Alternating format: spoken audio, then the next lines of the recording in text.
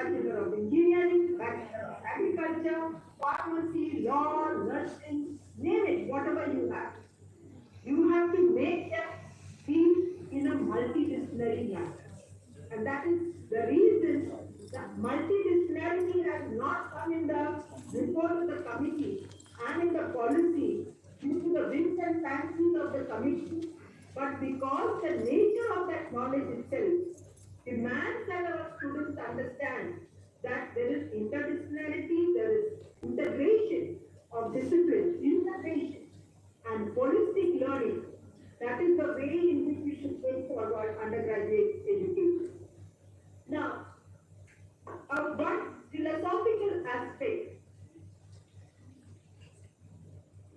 I'm sure you've all heard of Jacques Delors for his report called the Delors Commission Report, which is titled Learning in the 21st Century, Learning the Treasure Within. Mind you, the title is very, very significant. Learning the Treasure Within.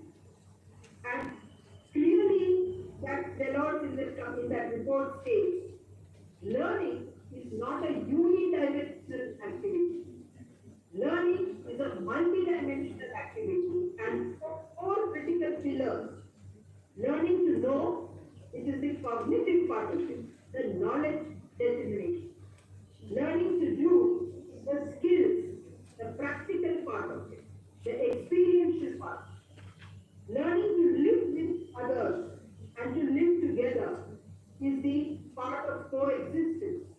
And finally, learning to be is the learning the treasure within. That is the self-actualization of one's talents and potential. It is these four pillars of learning which calls for the way in which we approach learning in the 21st century to be transformed.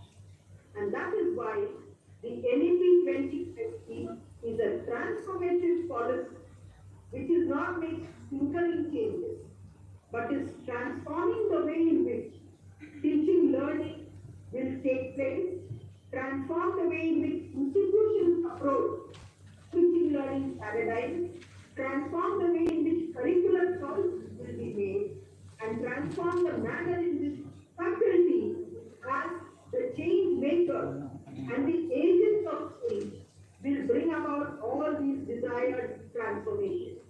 A 360-degree change in the manner in which teaching learning will take place, right from school education on to higher education, across the verticals of vocational education, teacher education, adult education, professional education, in a manner which is comprehensive and which also recognizes the fact that at all these stages, what we call school education, preschool education, the higher education, technical education, teacher education, there is an interconnectedness and linkages that are existing between levels. So don't look at some sectors as if they were independent of each other.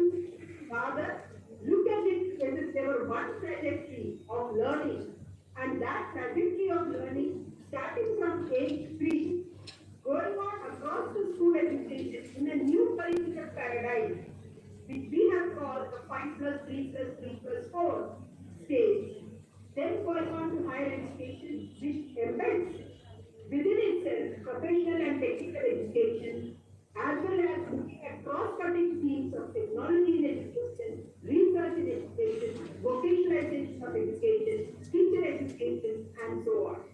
So the NEP 2020, though it is a very crisp document of 66 pages, whittled out of 7 lakh suggestions, whittled out of many, many reports on education, including 2 committees, which went into this education policy making, and a humongous number of reports and documents has tried to bring about total transformation in the teaching learning processes and the manner in which we make children learn how to learn more effectively so that their learning outcomes are improved.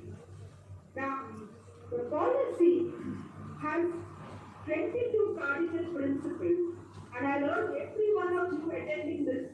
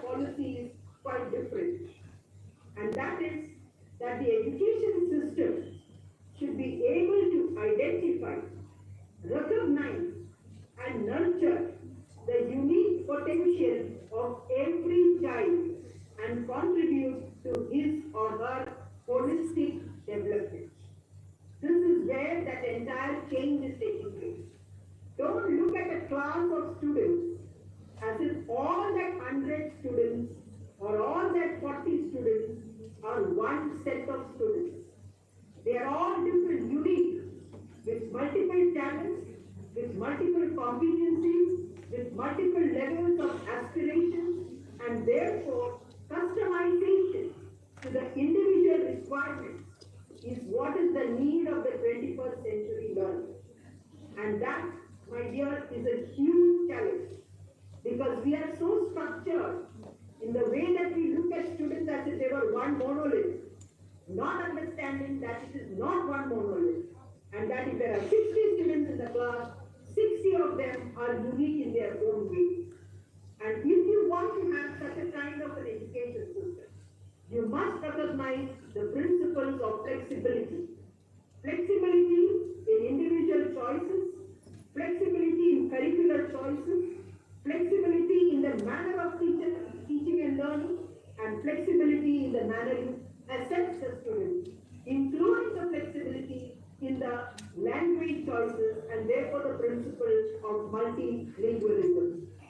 So the 22 cardinal principles talk about all these aspects, looking at students as if they were having independent choices, addressing the diversity of students, looking at the differentiations that we have and therefore the gaps that we need to address to make it equitable, looking at private and public institutions by the same lens, by the same set of norms and standards, by also encouraging a lot of philanthropy, allowing for internationalization, strengthening teachers and faculty who are the main vehicles of the change. Please understand, each one of us as faculty are the ones who need to imbibe in just this policy, get convinced ourselves, so as to disseminate this new way of teaching and learning. The change that the NEP 2020 is envisaging cannot get translated on ground merely by governmental intervention and by institutional leaders. They have to be transformed by you and me as teachers and as faculty. Therefore, the commitment of the faculty to understanding this policy in its minutest manner becomes very significant to translate it on ground, to transform it in your own teaching learning environment. So in higher education, let me first go on to the major change, and that is the flexible, integrated 3 or 4 year undergraduate program, which is moving away from single discipline education to multidisciplinary education, where we are saying that students should be allowed the flexibility to choose their subjects or their disciplines, ranging from maybe mechanical engineering to learning hockey, to musical form, classical music, to economics, to pharmacy or agriculture. Anything is possible. All choices should be allowed to the student. Why? That first principle, that every child is unique, has multiple talents and multiple capacities and competencies. So allow all of it, and right from the middle school, that is from the middle stage, starting at class 6, we have said we will do away with the hard separation of art, science, commerce, academic and vocational, curricular subjects, co-curricular subjects, extracurricular. This is translated into higher education, where we say we will move away from silo-based degrees of art, science, commerce, etc., to allow students to take combination of subjects as per their choices, as per their capabilities, as per their interests and their talents. But at the same time, the question arises, can PG College of Parma College there offer all these disciplines? Can we have universities which can offer all these? No, we are aware that it is not there. We are aware that our institutions currently are not equipped with all these disciplines to offer it under one roof.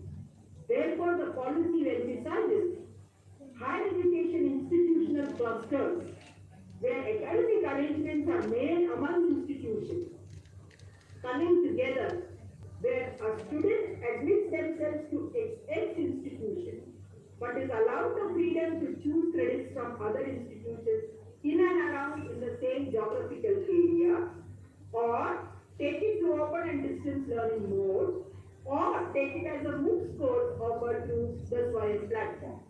In that way, though a particular college, say your own college, may not offer all the disciplines, but a student can join your college, take those courses offered in your college, is officially admitted to your institution only, but has the flexibility to choose credits from other institutions, other modes of learning, or as an massive open online course itself. This is possible because we are bringing about, and it is already notified. I urge each one of you to go to the UGC website and read the academic bank of credits. It is a digitized form of storing academic credits earned by the students, so that credits earned from multiple institutions, from multiple modes of learning or MOOC courses are stored in an individual student's credit bank. Just as you have a bank account to credit your amount, financial credits, here is academic credits acquired through different institutions and through different modes of learning stored in an individual's academic credit bank. This has become operational. Initially, it is being offered across the top 100 institutions, and gradually we are expecting that this will be scaled up, and over a period of a couple of years, all higher education institutions will allow students to allow institutions to join the academic bank of credit and allow them, the students, to get the benefit of this digitized academic credit bank. This is also possible because we are envisaging a national higher education qualifications framework which will determine the equivalence of courses done by the students so as to implement what we call a multiple entry and exit facility. Currently, a student joins an art, science or commerce which are 3-year courses, or professional courses which are 4 years. And you expect that a student should complete it in one go itself. All the 3 years in 3 years. Otherwise, you say a student is a failure or a dropout. If you are talking of flexibility, the student should have the flexibility to join a course, leave a course, but not be treated as a dropout or a failure. And that is why we are allowing for the flexibility of entry and exit with certification at the end of every year. At the end of the first year, having completed a minimum set of credits, the student is entitled to a certificate. At the end of the second year, is entitled to a diploma. If the student decides to take a break and come back and rejoin after 3 years, and if you read the academic bank of credit, we are allowing for a 7-year period. So a student gets, from the time of admission, as an example, if we are saying that we will start from 22-23 academic year, I join in 22, I complete my first year in 23, I complete my second year in 24, then I take a break. Within 7-year period, I can come back to join the third year and complete my third year and my fourth year as I go forward. So the flexibility allows for a student to exit and rejoin, in keeping with the idea that it has to be lifelong learning. But when we say lifelong learning, you all can understand it cannot be an infinite period. There has to be a finite period. That is why a 7-year period has been thought of, which is fairly reasonable for 2 reasons. Not because of the administrative part of keeping the records, because it is not in paper, it is in digitized form. You can keep it for eternity. But it is because the knowledge area itself would have got changed, and the relevance of it and the contemporariness of that would have changed, that if you give it an infinite period of 10 years or 15 years, the basic concepts that the student may have learned may have undergone so much of changes that the student may not be able to fit in after such a gap. So for this reason, we keep it finite. And that is 7 years is a reasonably good time. Also, it is important to understand that the knowledge might make it very difficult for us to understand what is the scenario 10 years from now or 15 years from now. Now, Academic Bank of Credit is notified, NHEQF is in the making and will be notified as draft on the UGC website shortly. Now coming back to the multidisciplinary 3-year, 4-year program, suppose a student wants in the 3rd year to take up one specialization. He has taken a combination of courses, he or she. Maybe it was engineering, it was economics, it was music and something, a vocational subject, all of it. But when it comes to the 3rd year, you have to do a minimum number of credits to be called in a certain specialty. The person in the 3rd year can take up one or maybe more than one specialization. After 3 years, the policy has not said that all undergraduate students must do the 4th year. The student is free to leave the bachelor's degree in multidisciplinary education at the 3rd year as an exit point completely. What will happen to such a student? So if he wants to do masters, a 3-year degree program will have a 2 years of masters. But suppose that student goes to the 4th year and does a 4 years of bachelor's degree with 2 specializations and then wants to do a master's, that master's will be only 1 year. The third assumption, if the student is doing a 4 year of bachelor's and in the 4th year is going to take up a research project and takes up and submits a dissertation, almost equivalent to an MPhil dissertation, such a student does not have to do a master, can directly join for a PhD. So you see the flexibility. 3 years of bachelor is treated as complete. Such a student will do 2 years masters and then join the PhD. 4 years of bachelor without research will do 1 year of masters. 4 years of bachelor's with research does not have to do a master's at all and can join the PhD program directly. This is the flexibility in the duration. And this approach would result in different sets of graduates being of different types. And it is for the industry to now come to terms with dealing with a different clientele of graduates who might have done their undergraduate program of different years of duration or different types of undergraduate programs. But all these undergraduate programs will be multidisciplinary. And therefore, whether you are IITs or whether you are IIMs or NITs or ICERs, all of them will allow students to choose combination across sciences, social sciences, humanities, technology, vocational education, music, language, performing arts, sports, across all these disciplines. And this would create what we call holistic education and make for a holistic individual. Why do you think we thought of this kind of multidisciplinarity, which we have used as liberal arts education? The world has already gone ahead and done it. And then you have the other dimension or challenge of disruptive technology, artificial intelligence, machine learning, big data, robotics, virtual reality, augmented reality, and so on. What is the outcome of all this? These are doing the jobs which are going to be done by traditionally done by human beings. If you have a scenario, and you heard this phrase, we do not know what the future jobs of tomorrow will look like.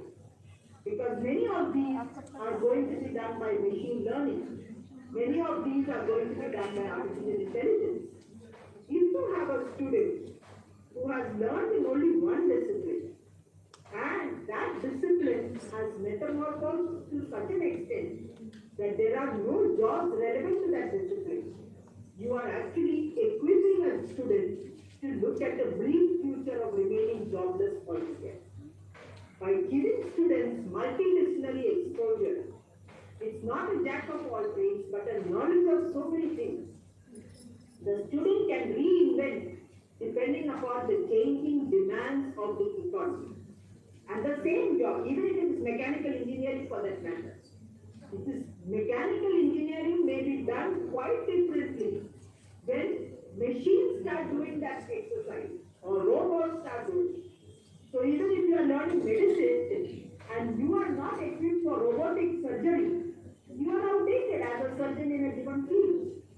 Therefore, in every discipline, the need to equip them with the possibilities of technological changes and also embedding within them what we call 21st century skills of communication, collaborative learning, cooperative thinking, cognitive skills, scientific temper, the spirit of inquiry, and handling stress becomes very, very critical. This is not to be treated as a separate subject to be taught. It is firstly as faculty, we need to understand that this is so critical if we as faculty need to be relevant. Mind you, as a faculty, I always say, don't teach your students the way your teachers taught you. That is irrelevant today. You have to change, and the teachers have to be the transformers to bring about this change. You are the ones, you and me are the ones who need to embrace these new technologies. So if we are going to use the talk and talk method, we are not using blended models of learning. We are not doing active learner engagement and making learners feel that they are actively engaged in the classroom environment. We might ourselves become relevant to a teaching learning environment. And why do I say that? Please understand, you and I are not born in the 21st century. We are born in the previous century. What is distinctive about the children born in this century? They are born in an age of the internet. They are born in an age of the mobile. They are born in an age when technology is what they were grown up with. They are born with that. You can see that in your own home, where your grandchild of 3 years, you give that child a smartphone, that child is able to understand that phone much better than you and I, who hesitate with that particular gadget. That's because they were born with it. So you are not there as an information giver. The role of a faculty at a time when internet was not there and where we had to go to libraries to get our sources of information, today is available at the fingertips on your various internet sites. What is therefore the role of the faculty in the NEP 2020? In our chapter 13 on energized, motivated and capable faculty, we have underscored the importance of the autonomy of the faculty to use innovative teaching learning methodologies involving active learner engagement, where you are an enabler, you are a facilitator, you are one participating with the learner in the transaction of a curricula or knowledge area. And that is why internships, apprenticeships, project-based approach, these are very critical so that a student is not passively attending to a class of 45 minutes and therefore mentally switched off.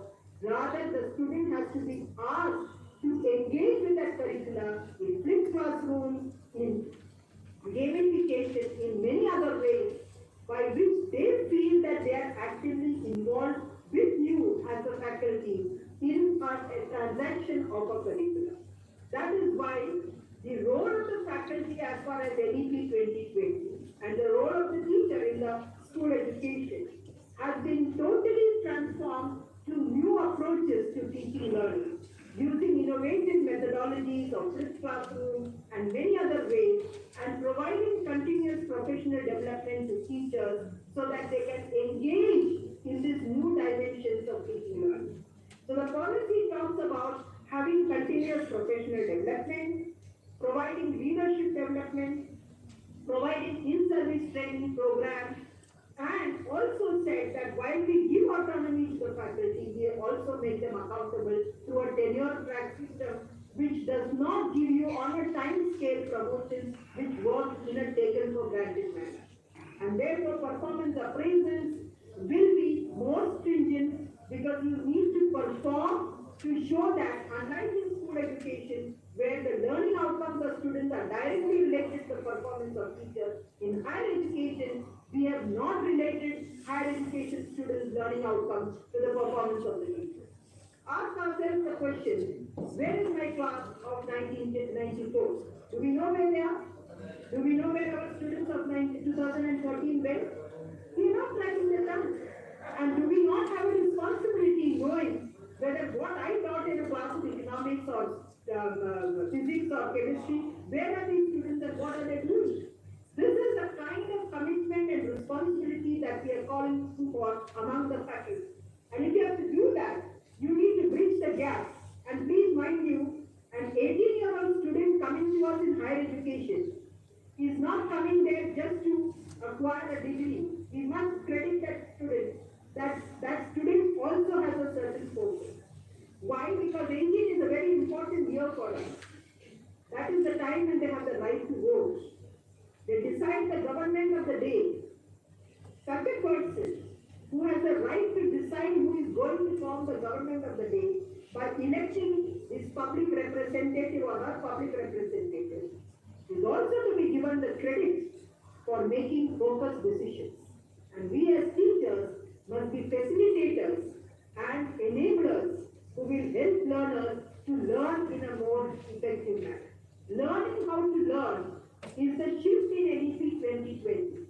Not just focusing on drilling them, rote learning, memorization, preparing them for coaching classes and for entrance tests. No, even the manner of examinations of entrance is undergoing a transformation. Now the other dimension is the equity dimension. Now before I go to equity, let me talk about students. When we talk about students being given holistic, integrated, multidisciplinary education, it should also translate itself in the activities that relate to holistic development.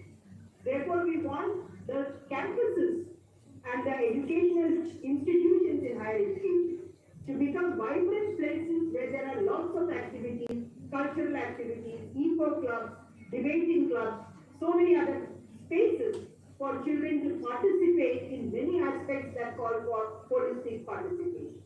At the same time, that socio-emotional well-being through counseling, career counseling, academic counseling, health and wellness through physical fitness, yoga and many other forms are equally important because only a healthy mind can have a healthy body. Only a healthy body can have a healthy mind. Therefore, all these aspects have been put together in optimal learning environments of children. Now coming to equity aspects, the policy has used a new term of socially and economically disadvantaged groups to look at the students coming from what we call in conventional terminology the marginalized and the disadvantaged groups, which include the SCs, the STs, the OBCs, the linguistic and religious minorities, girls, transgenders, those with disabilities, both physical and learning disabilities, those living in geographically inaccessible areas, those living in highly vulnerable societies subjected to human trafficking, including the urban poor, all of them together. Two chapters, chapter 6 and chapter 14, have focused on this group as the socially and economically disadvantaged group and have thought about many interventions to enhance their educational participation. If we are talking of sustainable development, we need to ensure that more and more students from all these cross sections who are having limited access are given more access to education, not only through scholarships, but through gender inclusion funds, social inclusion funds, setting up special education zones. Also in higher education, a new dimension that we added is offering undergraduate programs in regional language. The policy has set a GER target, a gross enrollment ratio target, to reach 50% by 2035. Currently, we are somewhere at 27.1. That is in 2019-20 All India Survey of Higher Education. And we need to almost double it up to reach 50% by 2035 in a span of about 14 years. If you have to reach that, you have to ensure that these sections whose gross enrollment ratio averages are less than the national averages should be brought into mainstream higher education. been one of the major deterrents. India is an agrarian country. A large part of India lives in the rural areas. And there is a compulsion to do undergraduate programs in English medium. Can we change that? As a country rich in so many languages, with so much of linguistic diversity, we therefore thought in the NEP, can we offer higher education in regional languages? This is a game changer. For the first time, we are allowing undergraduate education to take place in regional languages, and we expect many students who were diffident to join higher education because of English medium coming into higher education because you can continue to pursue it in the language in which you pursue your school education. So, multilingualism in school education translates to regional language undergraduate programs. The challenge is getting material translated into regional languages. Challenge for teachers is to teach bilingually. We know multiple languages, but we do not use that for an instructional purpose. So I may know Hindi, I may know Marathi, I may know many other languages, but I teach only in English language. But my knowledge of other languages should be able to be used in the classroom to teach in a bilingual manner. We need not necessarily be adept at that particular language, but at least use it in a bilingual manner. So the All India Council for Technical Education in their engineering education have already announced it in 8 states. The NEET exams and the JEE exams are being conducted in different regional languages. The pattern of that entrance examination questions also are getting changed to meet with the multidisciplinarity and the 21st century skills. These are all the transformations which are being implemented to ensure that the NEP 2020 is getting translated in the manner that the policy has envisaged. Now coming to open and distance learning and vocational education. While we say that we want the GR to increase, while we say lifelong learning, you cannot think of a learning which happens only in a brick and mortar city. The pandemic has accelerated the growth of online education. It has also brought into force the digital challenges that we have, the lack of digital devices and the digital divide that exists between individuals and between institutions. Institutions also do not have the digital infrastructure to go for blended modes of learning or complete online learning. There is a huge learning loss that we have seen in the last 1.5 years because of the pandemic. The policy has recognized that in its chapter 24, which we wrote in March 2020 after we were struck by the pandemic. That chapter was not there in our original document. We wrote it in a response to the pandemic that was happening. And there we have said individual preparedness, that is both student and teacher preparedness, parental preparedness, institutional preparedness to move towards online education, and embracing open and distance learning is the need of the day. And using technology for not only the teaching learning purposes and for administration, but to provide access to education. Now, open and distance learning is there in India, but many are concerned about the quality of it. And therefore, the policy emphasizes the need for quality assurance of open and distance learning to ensure that students who do it to the ODS, and mind you, already the UGC has notified because of the pandemic that 40% of the credits can be done to ODS or MOOCs.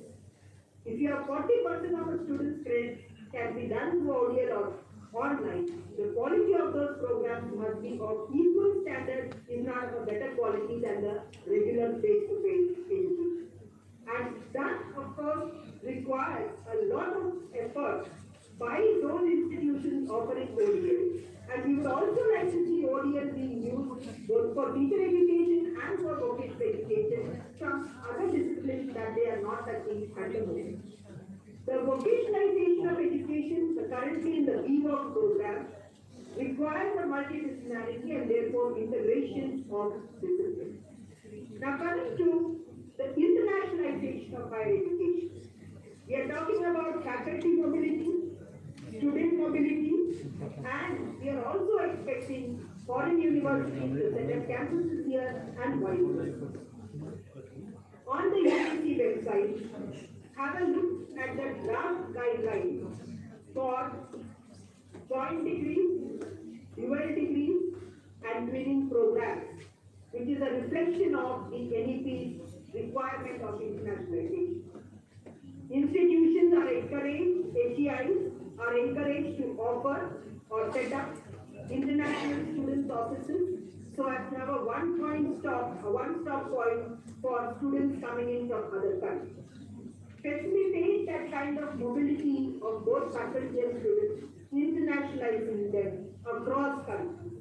Idea is that we should reach the level that we once had of becoming a Vishwa Guru, where students from all parts of the country used to converge in our universities of Nalanda and Vikramshila and all that to learn what we call liberal arts education, which was a combination of all countries.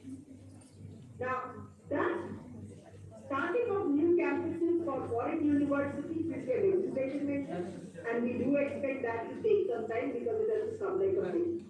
And will take a lot of time because it is tabled in the parliament and it takes a lot of effort to get it passed. But initial efforts for internationalization have already started.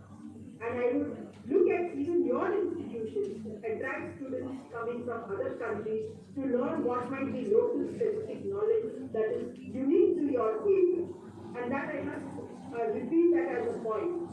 When we talk of multidisciplinarity, we want context-specific and locally relevant disciplines to be incorporated, including community engagement and community service. So these are areas in which you can start brainstorming internally to think of what is unique to your area, which students in your area should learn and should connect in terms of employability, in terms of entrepreneurial skills, in terms of research, in terms of improving the quality of life of the community. What are those climatic conditions? So when you learn climate change, environmental studies, what are those that are unique to Himachal Pradesh or those areas in that particular belt which has been seeing a lot of environmental degradation and a lot of damage to human settlements and property because of those changes that are happening. So the relevance of that local contextualization becomes very important, and not to treat subjects as if they were esoteric and not connected to the world at all.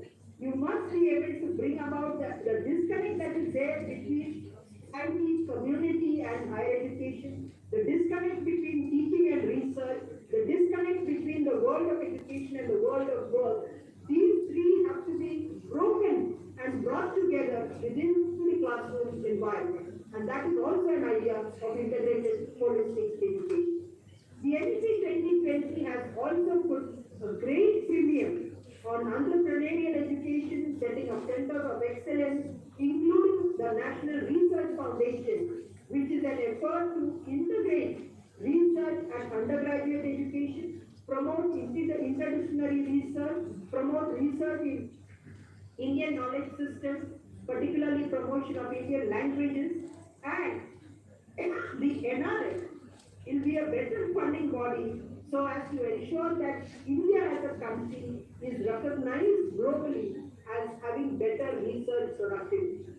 You understand that higher education has two major functions of knowledge dissemination, which is what we do at undergraduate teaching, and knowledge production, which is the research part. And while we are very good at the undergraduate education, because you have most of our Indian students heading the huge multinational companies like Google and so on, which is a credibility of our very good undergraduate education. It is equally important to understand that our knowledge production, the research, entrepreneurship, that skills are lacking a bit. So we are not good at developing patents, bringing about good publications in peer-reviewed journals. These have to be inculcated, and we are expecting that the NRF will sort of seed, germinate, and nurture research at undergraduate education. And that is where we are talking in terms of having a research culture being brought about right from school education and nurtured and brought forward into undergraduate education. Now, on the structure of higher education institutions, We are all aware that India has one of the largest higher education institutions in the world, with about 1,000 plus universities, 40,000 affiliated colleges, about 15 to 16,000 standalone institutions, and so on, called by a multiplicity of terminologies of centrally funded, private institutions, state-funded institutions, deemed universities, affiliating universities, unity institutions, and so on. The policy says all institutions should either be called a university or a higher education institution, and this nomenclature of varying types depending on the character of that institution is quite complicated and also is self-defeating, because then you start relating it to the character of that institution. But a very major reform, and which might affect you all because I think you are a part of an affiliated college, is that we would like to do away with affiliation system and move towards degree granting autonomous colleges by a period of about 2035. Why do we make this recommendation? Because we have seen that affiliation, which was once essential to or access to higher education, has over a period of time becoming a revenue generating mechanism for the host university without looking into the dimensions of quality. So we would like to see colleges becoming degree granting autonomous colleges. There are 40,000 affiliated colleges. Are we saying we have 40,000 universities or 40,000 degree granting colleges? No. We are thinking that colleges will have to start merging themselves. A few of them with potential for excellence can move to become degree granting autonomous colleges. Some of them could come together to become a cluster of colleges together. Many combinations which are possible. But those which want to become autonomous degree granting colleges, they would not be left to do that by themselves, by a system of institutional mentoring, hand-holding by the state government. We will allow for a period of time of 15 years to achieve certain benchmarks and standards by which they can get accredited and move towards what we call graded autonomy. So it's a long process, but I would say here with a pinch of salt. In a country which is having so much of, let us say, social and regional differentiation, and some parts being very developed and some parts being quite underdeveloped, equity considerations might not allow us to move towards complete doing away with the affiliation. It may not be pragmatic to do that. So you might find affiliated colleges in such areas which are tribal, which are in hill regions, because you need to provide access to higher education, and you do not expect those institutions to, over a period of even 15 years, become capable of becoming degree granting autonomous. So, the factor of equity is the only exception by which we may allow for affiliation system to continue in certain pockets. So we have said in the document that the option that they can have is to become constituent colleges. Now, in about another 10 minutes, I would just like to touch upon the promotion of Indian languages and also the governance and regulatory reforms. As far as promotion of Indian languages and the idea and the need to promote multilingualism, in school education, it is said that we would like to have it in mother tongue education and so on. And in higher education also, the promotion of Indian languages is something that we are emphasizing in institute education. And that is because there are many in our generation, younger generation, who are not even understanding any other language other than English language. And language is a cultural thread. It relates us to the literature, to the folklore, to the dance forms, to the dress forms, to the food habits. It is a culture that comes with language. And you cannot understand dance forms unless you are able to understand a certain language.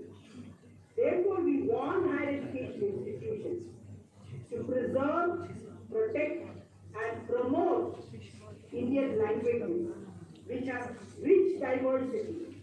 And as a country where there is a fear of endangered languages and dialects which are only oral languages, and the last speakers of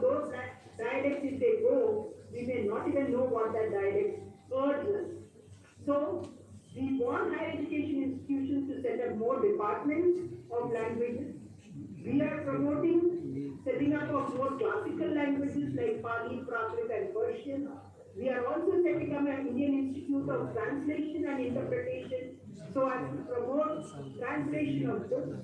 We want to promote Sanskrit as a language which has a civilizational heritage in this country. These are some of the efforts of trying to promote languages.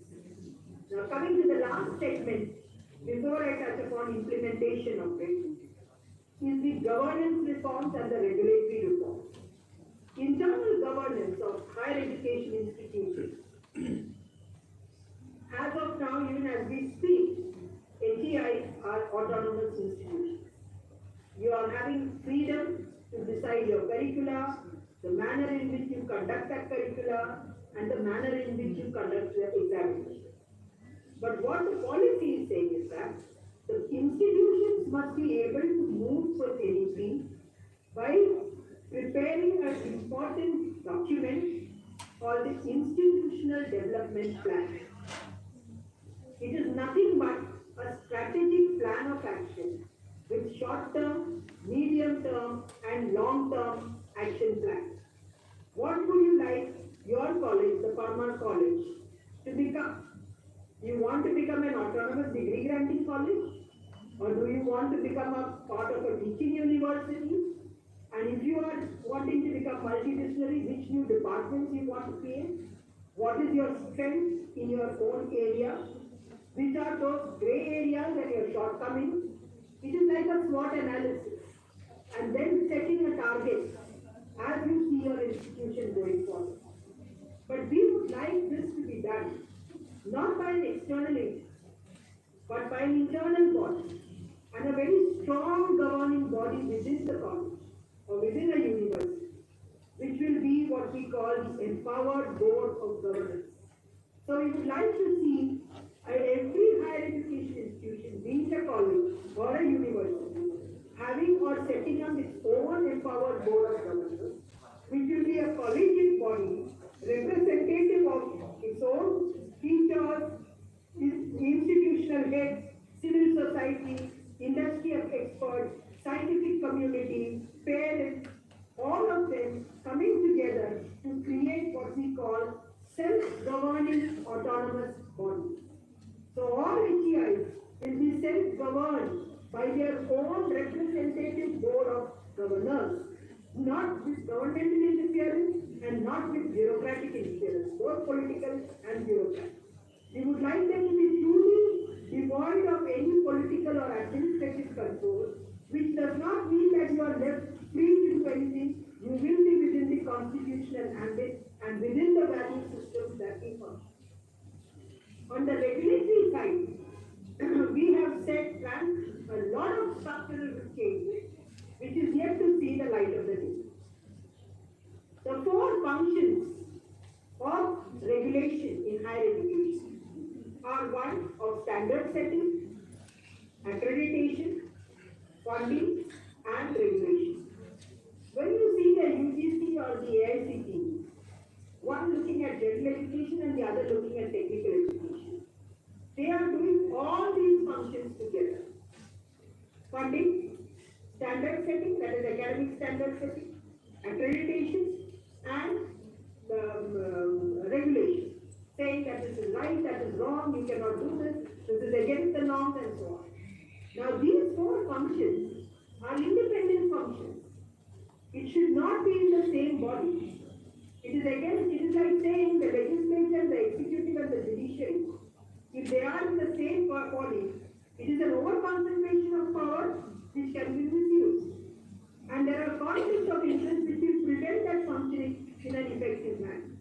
Therefore, the NEP 2020 said a light but tight regulation by separating these four functions in four independent bodies: the National Higher Education Regulatory Council for Regulation, the National Accreditation Council, not the existing NAC that you have, but the National, it's a super accredited body, National Accreditation Council.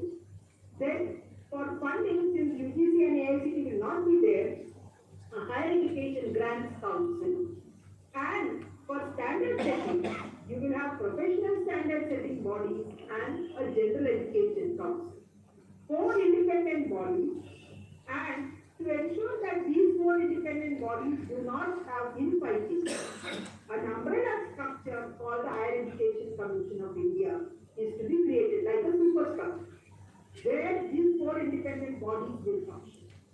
Moment the HECI as a bill is brought and converted to an act, the UGC, the AICTE, the National Council for Teacher Education, all of them become null and void. And they will only function as standard setting bodies if they are in that category. For AICTE, it becomes a standard setting body for technical education. Since UGC will not be there, it will become a General Education Council, or it can be a HEGC, depending on how the bill is articulated. And existing NAC, NPA will all get submerged within the new National Accreditation Council. Now, this is a legislative exercise. The bill was announced by the Honorable Finance Minister in her budget announcement that it will be brought in this financial year. It is yet to be circulated. It is still in draft stage. But moment the HECI comes into effect, then a new kind of a regulatory architecture comes into force. Now, this is going to be a complete change from what it was in the past. Many have felt that this was not warranted, but the reason why many of us felt that this is necessary was based on the principle that four functions should not be combined in one body. Now, this was a snapshot. I haven't covered within the limited hour of 1 hour or so. I don't think I can cover the entire policy even of higher education. But I only want, as an institution which is likely to implement the NEP 2020, please do not wait for directives to come for bringing about academic reforms. Many of the reforms in NEP 2020 are academic by nature. Changes in the manner of teaching learning, flexibility in curriculum choices, these are not academic reforms. We can always do that. But otherwise, as a government effort for implementation, ABC is already in force, NHEQS is in the making, joint degree screening programs are already there, NRS is already in place, JEE entrance examination pattern has changed, AICTE has undergone a lot of changes in engineering education, IITs and central institutions are already becoming multidisciplinary, so the change has started. But by the time the policy gets implemented in its totality, it will only be in a phased manner. And each of us, as teachers, I always say, don't visualize ourselves as atlas carrying the earth or the planet on our shoulders. Let us each one contribute our minds. What is my role as a faculty is trying to translate anything to it. You do your mind and just concentrate on that. When each one concentrates on their part, which is like we say, every drop of water goes to make the ocean. Don't wait that the ocean will come for us. Please do your little drop that goes to make that ocean.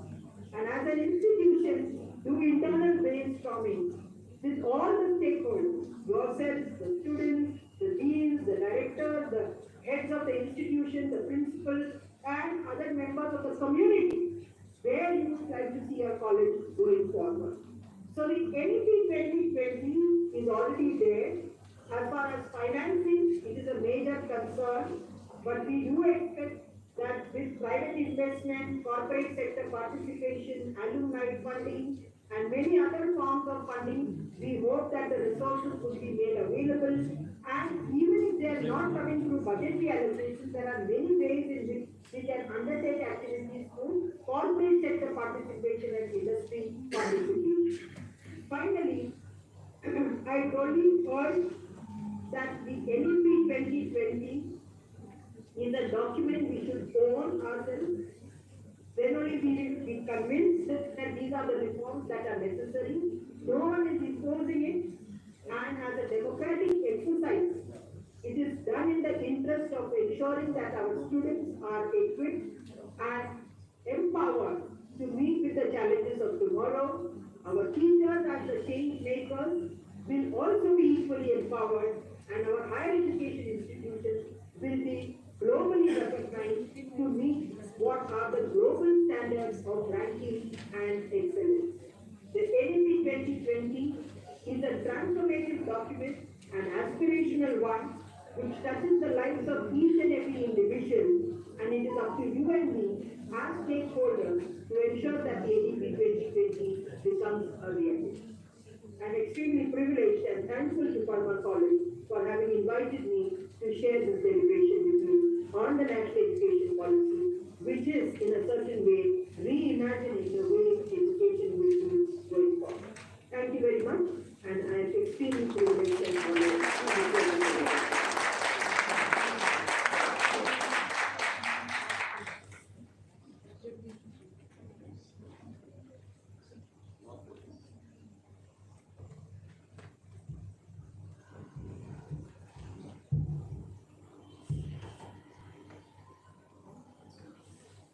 If any of the participants have any question from ma'am, please, you can proceed. Thank you very much, ma'am. Now I request Dr. Veena Rathore, ma'am, the chairperson of the session, to please thanks our chief guest or the speaker of this session and kindly conclude the session.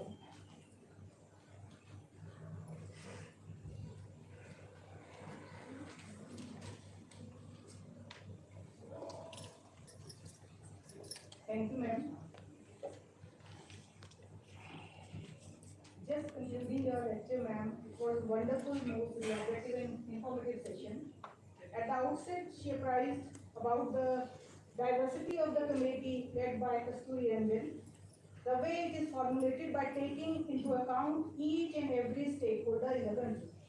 National education policy is having different goals, and the center of the NEP is sustainable development, and the population who has to achieve it is our youth, as you told us, and we are the youngest population in the world, and we are meeting the challenges of the global society, and this education policy in the present context, where a lot of changes are there going on, because since last education policy was adopted in 1986, hence an interdisciplinary and, as you told, multidisciplinary and flexibility was needed at this time. As far as philosophical aspects of new education policy are concerned, ma'am stressed upon a very important phenomenon, very important learning aspect, that is learning the treasure within. That is the soul of the new education policy, and that can be done only by making it multi-dimensional, because a unidimensional aspect will not work. Now, this new education policy has to bring 360-degree change in teaching, learning methodologies, and making it more comprehensive. Further, ma'am, you beautifully stressed on the soul of the policy, which is integrated, holistic development of each and every student in the class. Because earlier we are looking at the class as a bulk of 60 students or 60 people. But now we have to redesign our curriculum, we have to redesign our approach to address the potentiality of each and every student in the class. First, we have to imbibe this policy. Ma'am beautifully said that first we have to be convinced ourselves with this policy, and then only we can disseminate it honestly. Flexibility. This policy is also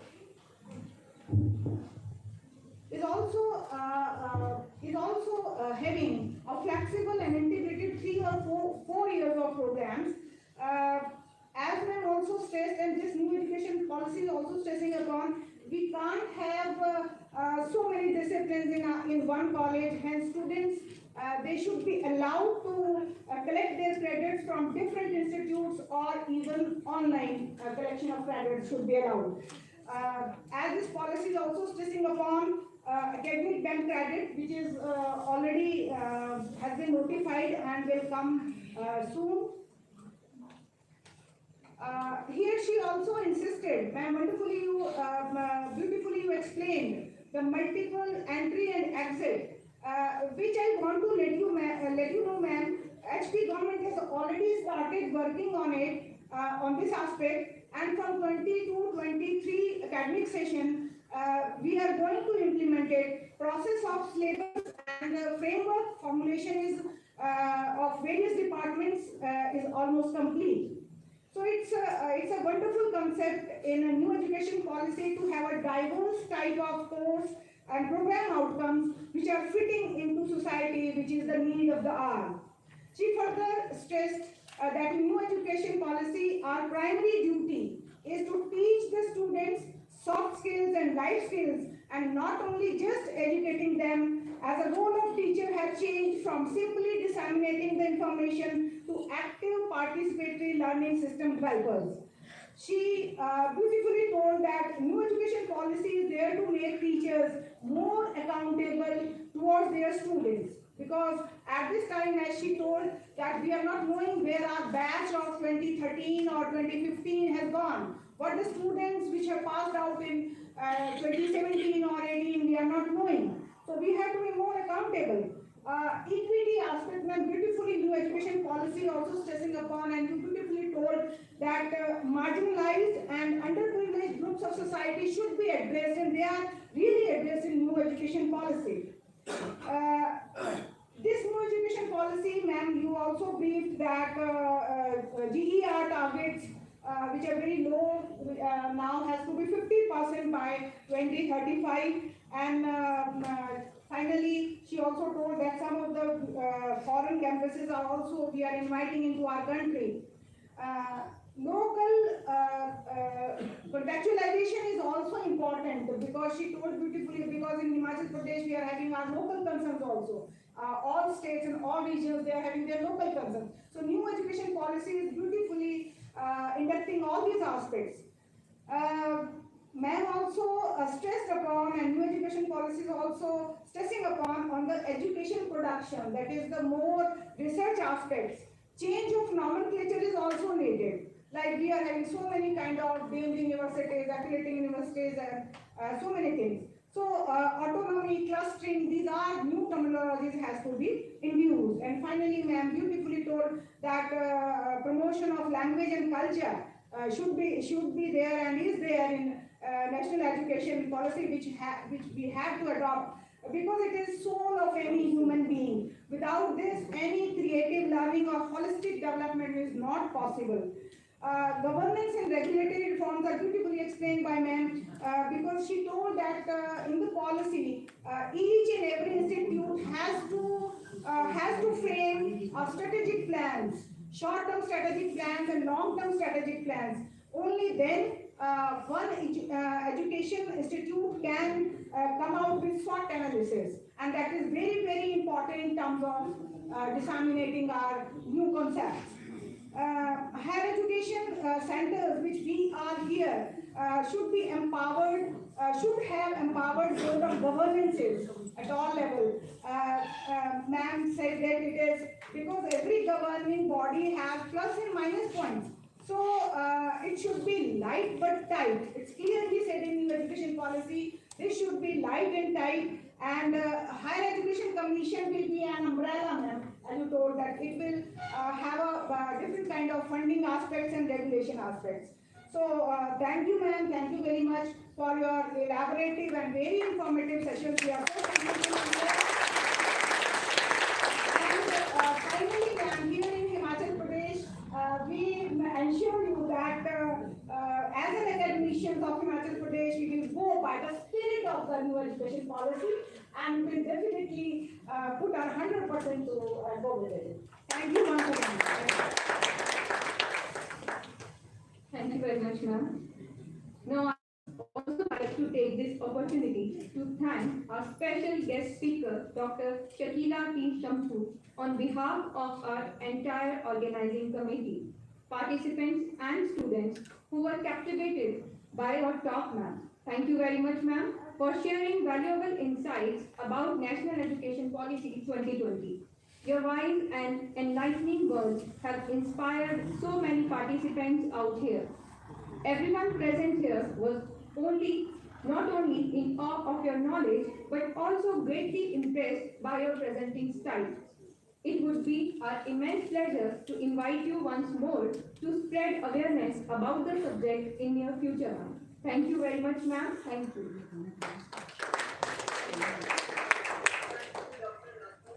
I'm seeing that all of you are sitting in this auditorium and none of you seem to be wearing the masks. So I think the dark is a bit frightening for me, considering that COVID is still not gone. So please try and ensure that you follow that in your remaining part, because COVID is not gone. And it is really the risk if we have to conduct events and super spreaders. So my word of caution, stay blessed, stay safe, and anytime your institution would like to speak, I would be happy to do that. Education for me is more a passion rather than anything else. Thank you very much. Thank you. Now, on behalf of the organizing committee, I would like to thank Dr. Veena Rathod for taking the time out of her busy schedule to attend and be a part of this conference. Now, I would like to request our respected patron and principal to kindly come on the stage and felicitate our chairperson for this session. I request Academic Secretary Dr. Sudesh Sharma ji to kindly come on the stage. Ma'am, we are really thankful to you. Thank you for your gracious presence.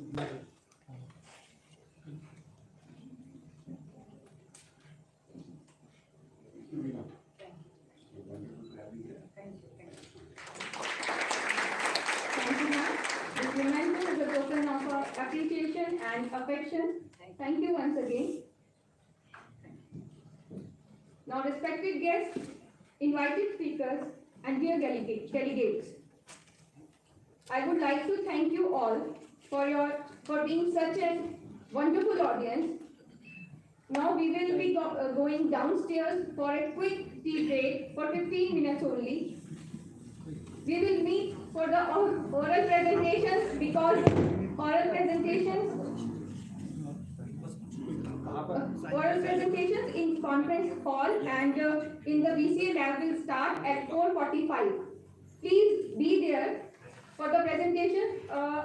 Let me announce the name. First 5 presentations will held in the conference hall, and the names are: first is Mr. Arjun R.S., Ms. Richa Kanwar, Mr. Aniket Sharma, Mr. Dr. Chamanlal Banga, and Mr. Aditya. Then in BCA lab, oral presentation number 6 to 10 will held Mr. B.R. Thakur, then Adnan Sayyed, Dr. Rajan Kaushal, Ms. Shakshi Thakur, and Ms. Pooja Verma will go to BCA lab for the oral presentations. In the BCA lab, we will have with us Dr. Vishwajit Bansal as the chairperson, and in conference hall, we will have Dr. Jagdish Chandji for the as a chairperson. Thank you very much.